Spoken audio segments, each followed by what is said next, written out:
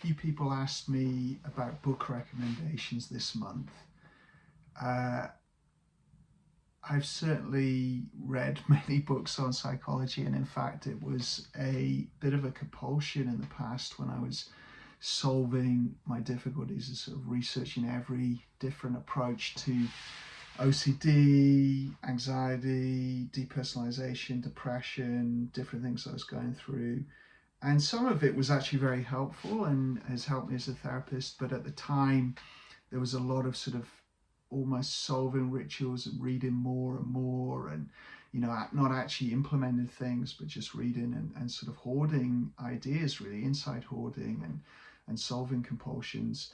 And it was a big exposure for me to actually stop doing that and to start focusing on other things outside of psychology again. And when I first started to do that, my mind would say, like, there's no point, you got to solve these big questions, and existential OCD was in there as well with the philosophical stuff. And then I had to work with that feeling and then start to focus on reading novels and books about other subjects and audiobooks about other subjects and podcasts about fun things and comedy and this sort of stuff. And it was hard. It was like an exposure. But there certainly are some books that really helped me. I didn't want to give like a full recommendation of every book because it would be a long list, and I've got friends and colleagues that have written books, and I don't want to leave anyone out because I value all my friends and colleagues' books that I've read. So it's going to end up being a big list. So rather than that, I thought focus a little bit more specifically on what helped me when I was struggling with my mental health the most, and keep it a simple list. And really, I would say 3 books as my initial recommendations that I still often recommend to people. So Russ Harris, I would say, is my biggest influence in ACT, and had a tremendous impact on me. When I first read The Happiness Trap many years ago, it was like light bulbs going off. It really felt like the missing pieces for me. I'd been working on trying to regulate, control anxiety, do different techniques, and from everything from sort of personal growth and self-help to spiritual practices to psychology, all different types of therapies, trauma therapies, all that sort of stuff. And when I hit the happiness trap, and it was telling me that actually all of that stuff was really me trying to control my experience and actually making it worse. It was feeding back saying that this was wrong and I can't feel anxiety, and then amplifying it. And I read that and I was like, yes, that's exactly how I feel. So The Happiness Trap by Russ Harris had profound influence on me, and still does, and a lot of my tools and ideas I use are from Russ. Steve Hayes, who was the founder of ACT, his book Get Out of Your Mind and Into Your Life, his new book Liberated Mind is fantastic as well, but Get Out of Your Mind into Your Life was hugely impactful and really worked together with Happiness Trap to emphasize this idea of acceptance in the service of values, diffusing thoughts, committed action, all the ideas in ACT, really well clarified and very practical and useful book. And a lot on exposure ideas in that as well, and how to integrate ACT into exposure, which I really found very, very helpful.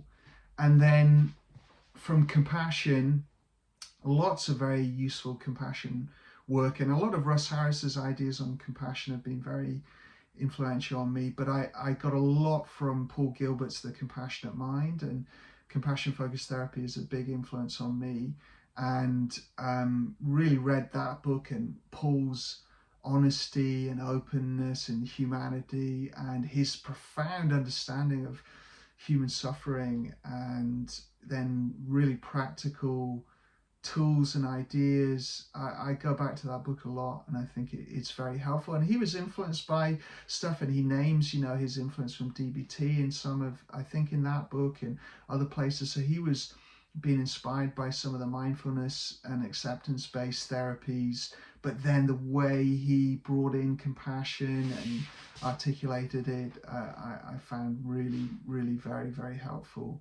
and continue to. And I think I can't recommend his work enough. And a lot of the CFT work, Chris Irons, that has been my supervisor, his books are fantastic, very practical and very clear ways of applying compassionate mind training and CFT, and lots of stuff there. But to be honest about the things I was using when I was in the deepest despair and the worst times for me in my mental health, was really Russ Harris, Steve Hayes, and Paul Gilbert were three of the most impactful books on me.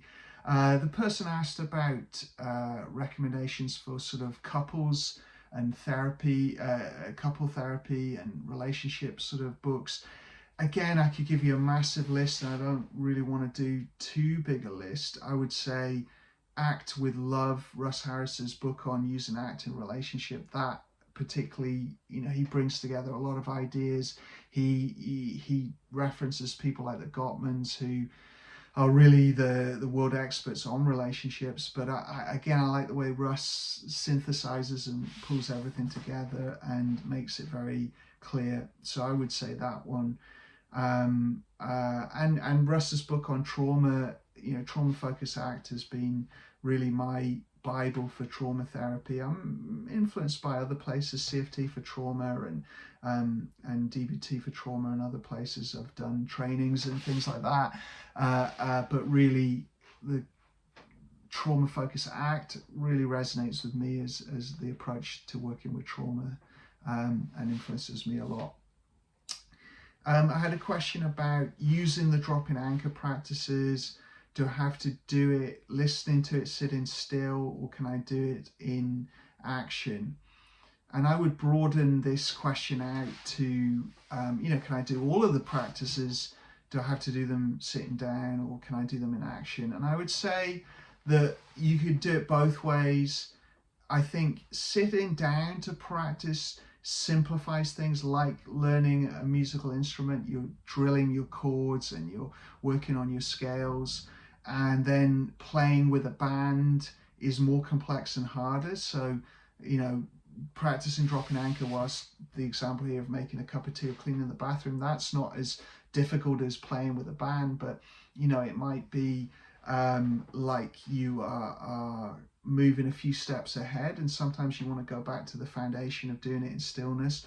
But let's be realistic, everyone's busy, it's hard to fit it in. So if that's the time you can carve out, practicing these skills whilst you're doing low demand, low cognitive or physical demand tasks can be really good, like the examples of a cup of tea or cleaning the bathroom, cleaning the house. You can do it whilst you're walking, as long as you're obviously not closing your eyes and you're having good awareness of your environment, and you bring that into the practices as the engage phase. You can do it there. You can do it in exercise, like you can take the first 10 minutes of your run or bike ride or gym session or whatever it is, and be practicing your skills for that first 10 minutes as you exercise. Lots of ways you can do it in action, and then ultimately we do want to be able to do all these skills as we are doing physical things in the world, as we are having conversations with people. So it's like you might want to learn it in stillness, then move it into action, but you could learn it in action as well. And I think the simple answer is whatever gets you to practice is key. But if you practice in movement and during actions and you're still struggling after a few months, then you might want to go, actually, maybe I need to do this in stillness and practice just with low distraction, low demand, to really bed in these skills and techniques. I had another question about health anxiety, really. I struggle with the thought, what if my anxiety, tension in the body, or stress in general is dangerous for my health, i.e. bad for my heart? I notice the belief anxiety and stress could be dangerous stands in the way of doing more exposures, living my values-based life. Do you have any thoughts on this? Do I just have to accept the uncertainty, or is there anything more to say about it? I think it's a really good question, and it's complex and a simple question. The complexity is that no one has agreement on this. You have very smart researchers and clinicians saying that chronic stress, long-term stress is bad for your health.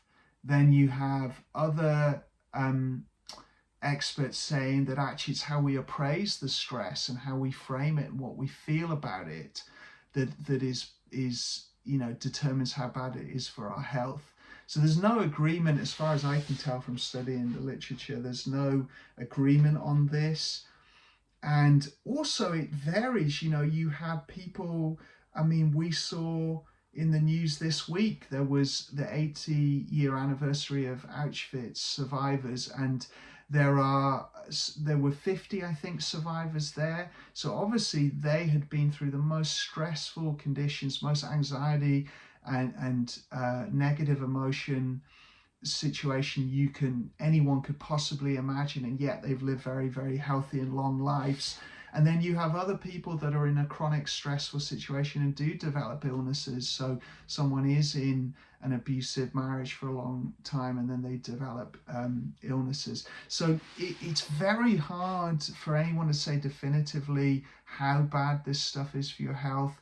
There's certainly markers of stress, and some people have made the link between type A personalities and heart attacks and things like that. But I think ultimately it's not a simple correlation. It's not like high stress, high anxiety always produces ill health. And certainly short-term stress is good for your health. There's agreement on that these sort of bursts of short-term anxiety and short-term stress are actually very productive of health, very supportive of your health in the long run. And what this question points at is what many people with health anxiety and panic syndrome, they worry that the heart pounding fast is bad for the heart, when actually heart pounding fast is very good for your heart. Physical exercise, getting that heart rate up, as long as you're not someone who's really has like a health diagnosis of a heart problem that you've been told by your doctors not to exercise, and that's a tiny number of people, or a very low number of people. Most people that's not relevant for, and especially people with panic and health anxiety, it tends to not be relevant for. Of course there could be exceptions to that, but really that is the core fear here. So I would say, I come at this more from like workability, what's helpful. If I tell myself anxiety is bad for my health, let's forget even ERP and values-based exposures. We're going to just be scared every time we feel anxious, and that's going to reinforce that anxiety cycle and make it more likely. Whereas if I appraise it more like no one knows, and lots of people have chronic anxiety all their life and live very healthily, there are certain health behaviors I can do non-compulsively that can support my health. Diet, sleep, exercise, time outdoors, social connection, meaning and purpose, play, all these factors are protective of health, and I can be prioritizing them as a values-based thing. And short-term stress is certainly good for me, and it's okay to get very anxious for short periods of time is fine.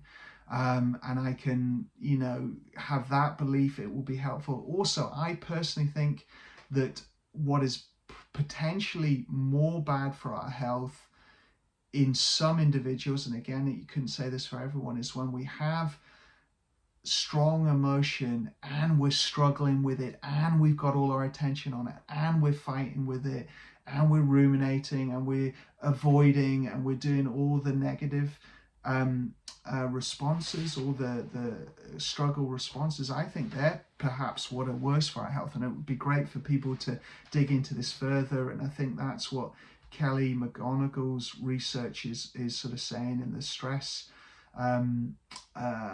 solution, I think her book's called, where she says it's more about how you appraise stress is the problem. If you think it's good for your health, you think you're resilient, you can handle it, actually it's better for your health than if you're very frightened and you think stress is bad for you. So I think that really, if we have even high anxiety but we're applying our skills, I think it does something different for health. And I think we essentially want to see that it's not going to help us to ruminate and worry about this. It's not going to help us be less anxious. It's going to make us more anxious. So we really want to move to the place of acceptance and, okay, let's control the things I can control, which is health behaviors. But even that can overshoot if you do the health behaviors excessively. I think it then undermines how healthy they are. You know, if we are controlling our diet all the time to try and protect our health, then we're very stressed around food and it's not going to be so good.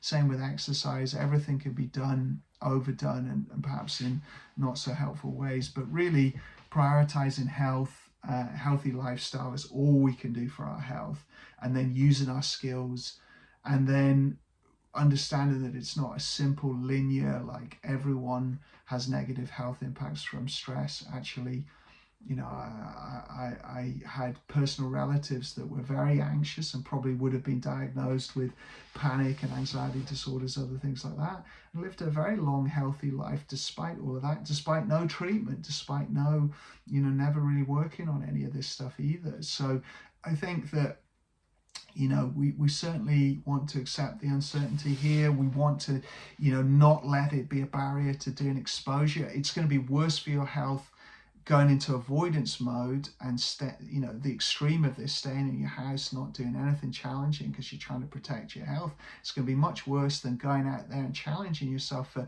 shorter periods of time and then working your skills and then getting that reward of feeling good, feeling like I'm doing more with my life, I'm getting out there, you know, and taking that in. That's all very, personally, I think very good for our health, that sort of feeling empowered, feeling like I achieved something, even if my heart's been pounding when I've done it. If I then feel like, great, I've gone to live my values, are connected, I think, you know, that heart pounding is probably good for us, and then we're going to have loads of nice neurochemicals and hormones afterwards that are good for our health, because we're living our values and we're living with purpose. Purpose is very protective of health, so we have more of that.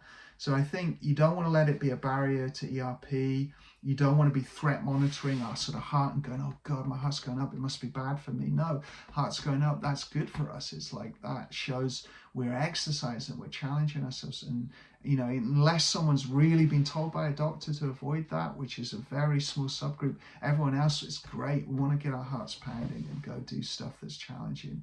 And the same with a values-based life, doing things that are difficult. Values-based is going to be good for our health. So hopefully there's some useful ideas there. You know, there is some uncertainty here. None of us have certainty over our future and our health, and that's why we need to live now in the present, values-based, and do the things that matter to us, because we don't know how it will go. But ultimately, I think it's worse for your health to follow anxiety disorders, to do avoidance, to get depressed, to, you know, be threat monitoring our symptoms in our body all the time and then worrying about it and ruminating about it. That is much worse for our health than having acceptance, going out there, getting our hearts pounding, enjoying our life, or at least connecting with our life more, being present, and accepting these difficult feelings, and then reducing how much we ruminate on these things afterwards and threat monitor our body and our anxiety response afterwards. That's going to be good for our health, much better for our health. The final question was, I found myself in an interesting anxiety pattern recently and wanted to get your thoughts. Over the last several months, I often feel overwhelmed by a desire to count down or fast forward through the present moment. No matter what it is that I'm doing, I want it to be done as soon as possible so I can move on to the next thing. This can be reading a book, watching a movie, having dinner with a friend, or cooking with my girlfriend. Even though they're seemingly enjoyable activities, I can't help but to feel this is immense discomfort and angst in wanting them to end. This may simply be the discomfort of having to sit in an undistracted mind, or feeling that no moment is satisfying enough to be present in. I know I've started monitoring for this sensation as well, checking how present or comfortable I am in each moment. I also wonder if it may be medication related, with Lexapro having the ability to both make things less enjoyable and create a feeling of restlessness. Great question, and I think there's probably a few things potentially going on here, and I'll just share some of the things that come to my mind. But obviously, with questions like this, you want to work with a therapist. I would want to dig into this more and ask more questions, and but here's some thoughts on this. So I think there's one thing where, we can get a dopamine hit from just starting things and doing new things. So it's possible that it's like that there's that piece is one of the things going on here. So I start something and then I want to go into the next thing. I want to go into the next thing. And we see this in ADHD. People will often jump around from task to task, and they may lock in as well. People with ADHD do lock in very well at times, but there can be a lot of jumping around. Like you say in the second paragraph, the medication could be creating restlessness, and it's harder to be with that. It could be creating anhedonia, and there's less enjoyment. I think there's a lot of compulsions you say in that second paragraph. So I'm monitoring for this. I'm checking how present I am. I'm judging the present moment. So there's all that we want to get the skills in, trying to fuse all of that and have this combination. I always think like it sounds nice to have engagement, present moment attention. It sounds all good, but often we have very uncomfortable stuff alongside that. In this example, things like depersonalization disorder, low mood, other things. There can be a lot of discomfort together with trying to engage in the present moment. And that's where we need both acceptance and engagement really working together. So I'm trying to accept that something feels uncomfortable and it's harder to stay with it. It's harder to stay focused with it for a long period of time. And I'm not getting the buzz and reward and pleasant emotions I used to get. And we want to try to accept all of that and stay present and have this, a little bit like exercise, that like, exercise is rewarding because it's uncomfortable. For me personally, if exercise was suddenly really easy, yes, if the health benefits are the same, okay, for some people that might be nice, but for me, like, it's actually the challenge that is the reward. So, the keeping on going when you want to give up, the feeling uncomfortable, then eventually stopping and feeling that relief. So I think the same with concentration, like focus and concentration can be unpleasant. It can be uncomfortable at times, especially with either medication or neurodivergence sort of going on with ADHD or something. So we have to learn to really sustain our attention and be present even when it's uncomfortable. And you can have a lot of anhedonia. You can do all these things that were enjoyable and they're not anymore because we've got low mood or we've been so anxious, or a combination of things. And so that's where we have to try to sustain our attention, stay with things for longer. And then over time, the reward will come back, the enjoyment will come back. And we've got to be able to both focus on something and accept the pain, live like that, and then also focus on things and enjoy it. And we've got to be happy in both those modes of mind. And the happier we are, what I found, the happier I am in either of those modes of mind, the more I have the first one, or the second one with, I'm engaged and present with things and they feel good again. It's hard to engage and be present and enjoy things if we're judging and analysing, check threat monitoring, how we're feeling, and judging that. So you do want to go after that stuff. So I think your answer has a lot of the components in this.